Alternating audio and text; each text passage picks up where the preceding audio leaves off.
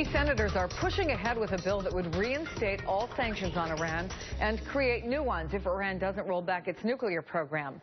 Republican Mark Kirk and Democrat Bob Menendez hope to have that bill ready when lawmakers return from recess on December 9th.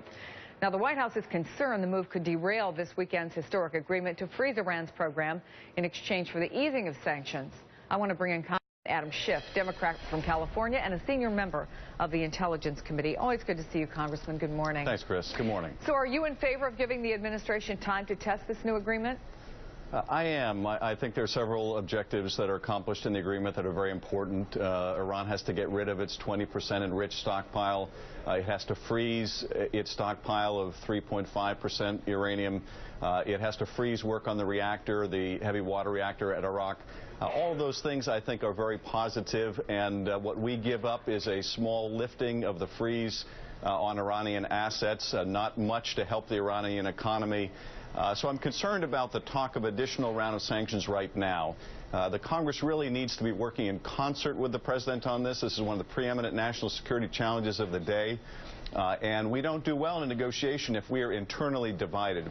But you know what the argument is, including from some on your own side, that this was an uneven agreement, that in fact Iran got more than it gave, and they can't be trusted on this. Well, I agree that they can't be trusted, and no one is asking for a blind trust or any trust, really, in the Iranians. That's part of the reason why the agreement also includes daily inspections of these nuclear facilities, something that we've never had. At the same time, though, whether it's an uneven bargain, I think it may be uneven in our favor in the sense that what we're giving up for a very small amount of financial relief, we're gaining a freeze on their nuclear program and a rollback of their nuclear program. In the absence of this deal, if we were just continuing to negotiate over the next 6 months, trying to get to a final agreement half a year from now, they would be continuing to enrich. They'd be continuing to install new centrifuges, which is prevented by this agreement. So, look, if you compare it to an ideal agreement, which would be one in which the Iranians completely capitulate, it's going to fall short. But when you're negotiating with an adversary, you don't get everything you want. And I think the negotiators, the P5+, got a pretty good interim deal. I do think, Chris, it's going to be awfully tough to get that final agreement 6 months from now. We need to be realistic about that. And we also need to use every resource we have through those inspections, through our intelligence agencies, to make sure that we uncover any Iranian cheating if they do cheat. And if they do, then that's the end, and the sanctions get multiplied. In the meantime, there's another deadline looming a lot closer than 6 months. I'm talking about Obamacare. The president touched on it at a DNC fundraiser in San Francisco yesterday. Let me play it. Folks have fought us every step of the way, but we have kept on going, and this website is going to get fixed, and we are going to be signing people up. But, of course, what the president said, Congressman, and what the White House has made as its self-imposed deadline is now just 4 days away, and yesterday they warned that some people are still going to have problems.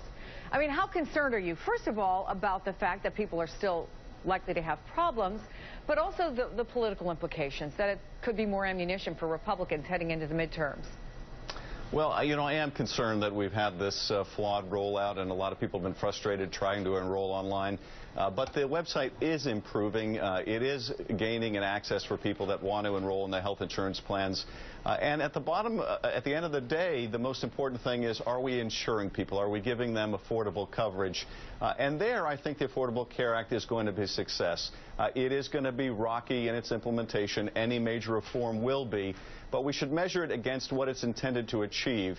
And it's intended to achieve insuring about 32 million people that don't have insurance, helping to constrain health care costs. And we've already seen the lowest increase in health care costs in the last 50 years, the lowest rate of increase in health care costs.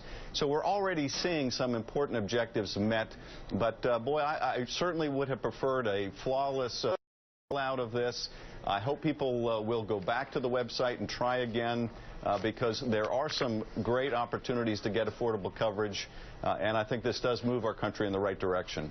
Adam Schiff, always good to see you. Happy Thanksgiving, Congressman. You too. Thanks, Chris.